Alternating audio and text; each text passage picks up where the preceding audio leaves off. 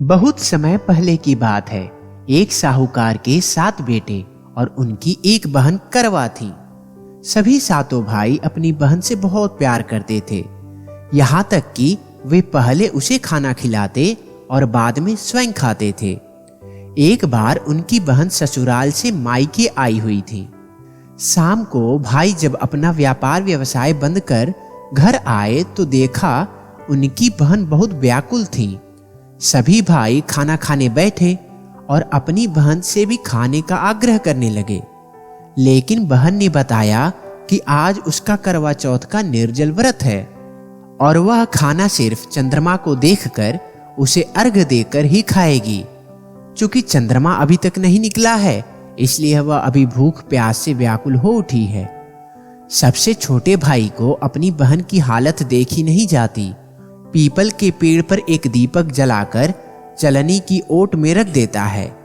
दूर से देखने पर वह ऐसा प्रतीत होता है कि जैसे चतुर्थी का चांद उदित हो रहा हो। इसके बाद भाई अपनी बहन को बताता है कि चांद निकल आया है, तुम उसे अर्घ देने के बाद भोजन कर सकती हो। बहन खुशी के मारे सीढ़ियों पर चढ़कर चांद को देखती है, उसे अर्घ देकर खाना खाने बैठ जाती है। वह पहला टुकड़ा मुंह में डालती है तो उसे छींक आ जाती है, दूसरा टुकड़ा डालती है तो उसमें बाल निकल आता है, और जैसे ही तीसरा टुकड़ा मुंह में डालने की कोशिश करती है तो उसके पति की मृत्यु का समाचार उसे मिल जाता है। वह बौखला जाती है। उसकी भाभी उसे सच्चाई से अवगत कराती हैं कि उसके साथ ऐसा क्यों हुआ। करवा चौथ का व्रत गलत तरीके से टूटने के कारण देवता उससे नाराज हो गए हैं और उन्होंने ऐसा किया है। सच्चाई जानने के बाद करवा निश्चित करती है कि वह अपने पति का अंतिम संस्कार नहीं होने देगी और अपने सतीत्व से उन्हें पुनर्जीवन दिलाकर रहेगी। वह पूरे 1 साल तक अपने पति के शव के पास बैठी रहती है, उसकी देखभाल करती है। उसके ऊपर उगने वाली सुई नुमा घास को वह एकत्रित करती जाती है। 1 साल बाद फिर करवा चौथ का दिन आ जाता है। उसकी सभी भाभियां करवा चौथ का व्रत रखती हैं।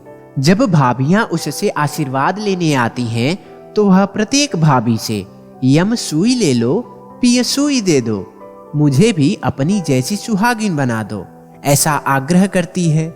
लेकिन हर बार भाभी उसे अगली भाभी से आग्रह करने के लिए कह के चली जाती है। इस प्रकार जब 6ठे नंबर की भाभी आती हैं तो वो करवा उससे भी यही बात दोहराती है। यह भाभी उसे बताती हैं कि चूंकि सबसे छोटे भाई की वजह से उसका व्रत टूटा था, अतः उसकी पत्नी में ही शक्ति है कि वह तुम्हारे पति को दोबारा जीवित कर सकती है। इसलिए जब वह आए तो तुम उसे पकड़ लेना और जब तक वह तुम्हारे पति को जिंदा न कर दे उसे नहीं छोड़ना। ऐसा कहकर वह चली जाती हैं। सबसे अंत में छोटी भाभी आती हैं। करवा उनसे भी सुहागिन बनने का आग्रह करती है, लेकिन वह बात को टालने लगती हैं। इसे देखकर करवा उन्हें जोर से पकड़ लेती है और अपने सुहाग को जिंदा करने के लिए कहती है। भाभी उससे छुड़ाने के लिए नोचती हैं, खसोटती हैं, लेकिन करवा नहीं छोड़ती है। अंत में उसकी तपस्या को देखकर भाभी पसीज जाती हैं और अपनी छोटी उंगली को चीरकर उसमें से अमृत उसके पति के मुंह में डाल देती हैं। करवा का पति तुरंत श्री गणेश कहता हुआ उठकर बैठ जाता है। इस प्रकार प्रभु कृपा से उसकी छोटी भाभी के माध्यम से करवा को अपना सुहाग वापस मिल जाता है। दोस्तों, उम्मीद करता हूँ यह कथा आपको बेहद पसंद आया होगा, तो कृपया करके चैनल को जरूर सब्सक्राइब कर दें। धन्यवाद। जय मां करवा।